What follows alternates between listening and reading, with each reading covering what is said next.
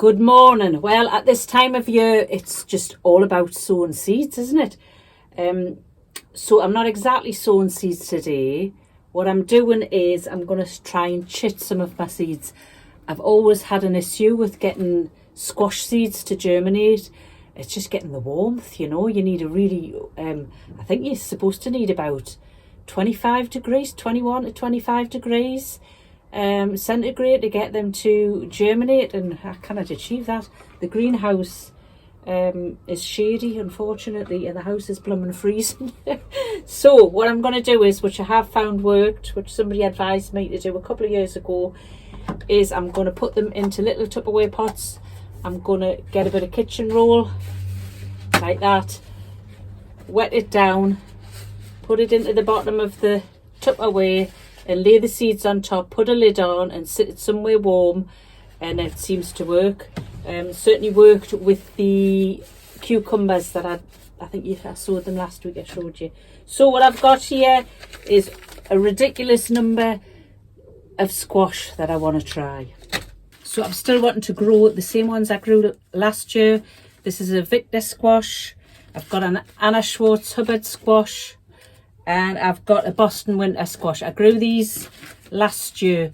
The Anna Schwartz one, I think it was the Anna Schwartz one, was the best. It was actually the only one I had any real success with. It's like a big dark green squash with very dark orange flesh. It was very tasty. The other two I didn't have a lot of success with. But I'm going to try them again. They are from real seeds. I've got some uchikikuri, some white munchkin squash and acorn squash. That is 6 different ones. Crazy. And then I've got courgettes as well, which I think I'll just do now as well. These are called Trieste white half long Kusa courgettes. I did these last year. I really like them. By far the nicest courgettes I've done.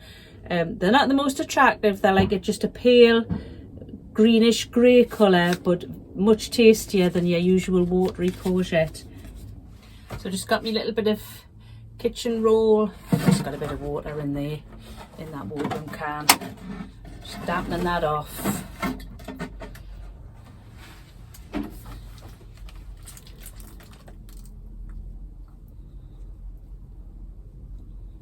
And I'm just going to pop it into the bottom of there, like that.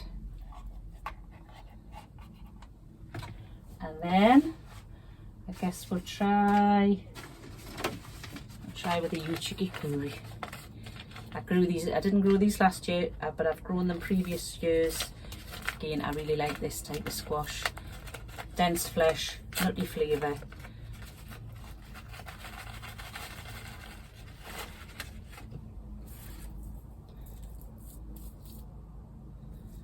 And just pop them in. Show you. I've got a bit of paper on them, just like that. That's better. And pop the lid on somewhere warm and they will germinate. So although it is early to be sowing these or getting them started, because I found it takes so long to get them going, I want to get started quick, because it might be the end of April before I can get anything out of these and get them into the ground. That's what I found previously.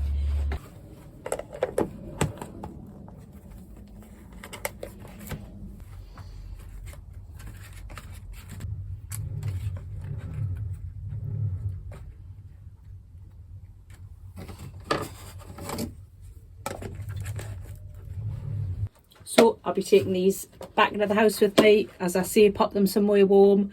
I'll check on them every day or two just to check that they're still damp inside. They need to be damp, otherwise they're not going to germinate. So one more little bit of planting to do today. I've just been checking through the seeds and I thought I had more beetroot and more lettuce. I'm going to put beetroot in between me onion sets up at the allotment. I'm going to do that, well, as soon as the beetroot are ready to go out.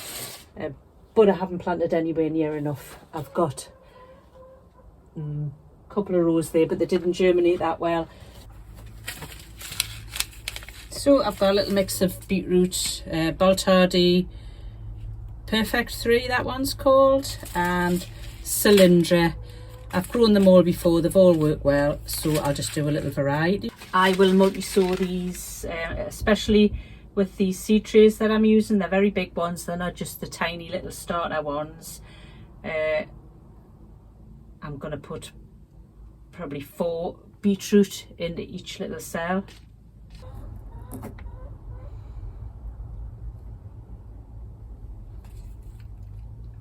And when you multi-sow like this, you can just pick out the biggest one when they get to a certain size and then let the smaller ones carry on growing. It's a good way to maximise your space usage.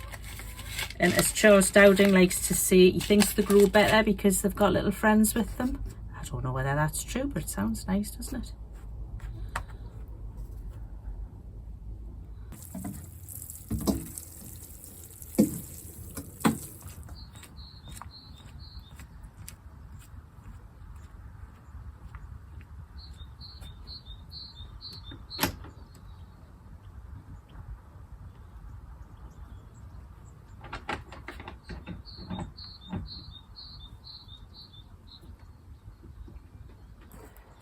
Well, it's definitely starting to feel a lot more spring-like up at the allotment. It's Easter weekend.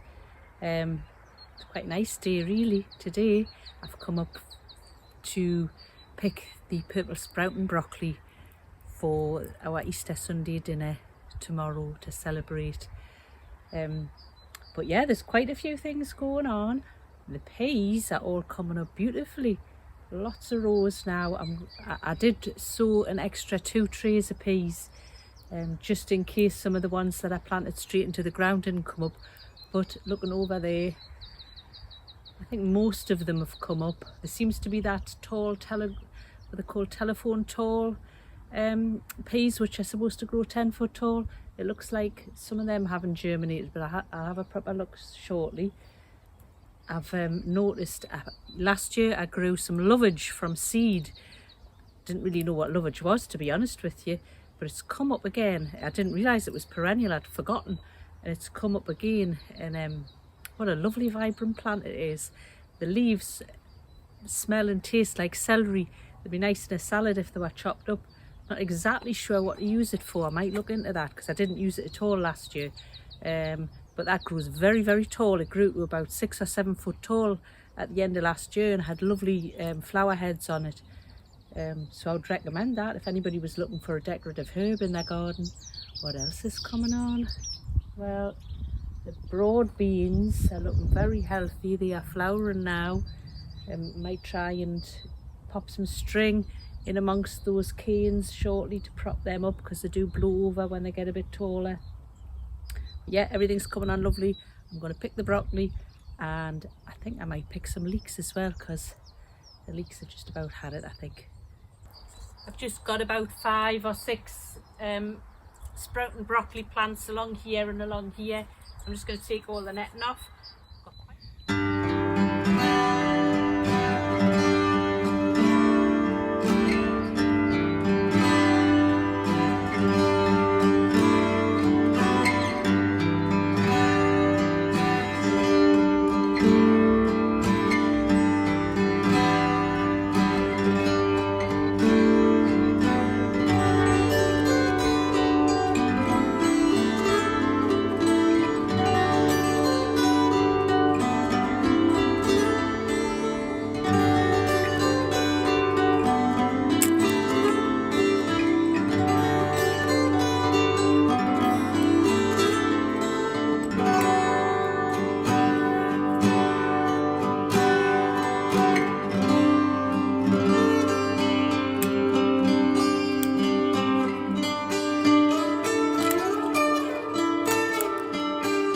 Lovely to get the nets off. Don't like nets at all. I realise I've forgotten my knife this morning, so I've got a pair of scissors and a pair of secateurs. We'll see what works the best. That looks alright.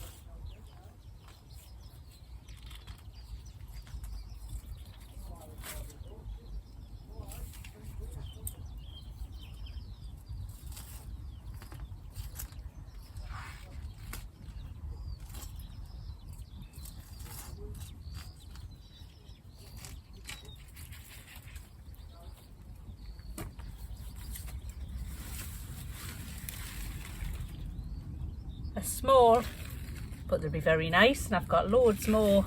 I was hoping they would take on a little bit of extra growth spurt in the spring, which I think they have. They'll all be getting taken out in the next month anyway to make room for new crops, but they've been in since, well, probably late summer last year.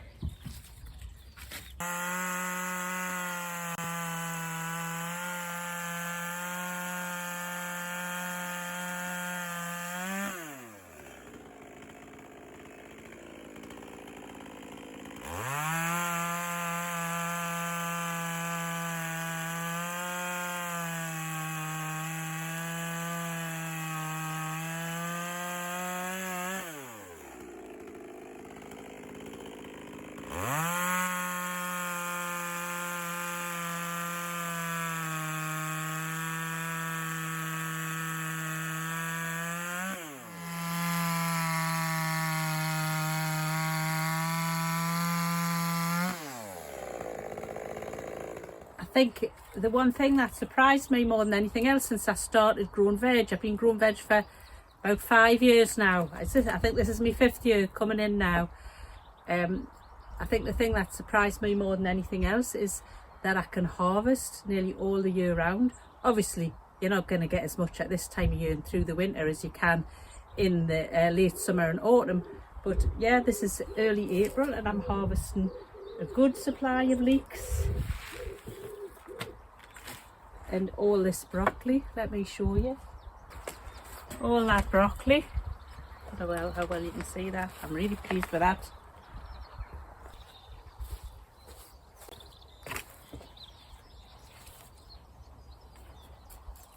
It's going to be a bit difficult to clean these up without my knife, but we'll try with this. Hurry. No, that's not going to work. I think I'll just have to take these home muddy. Okay, well I hope your garden is starting to shoot away now and grow really well. Thank you for joining me and I'll catch you next time. Bye. And that's me, just got my first crop of rhubarb of the year as well.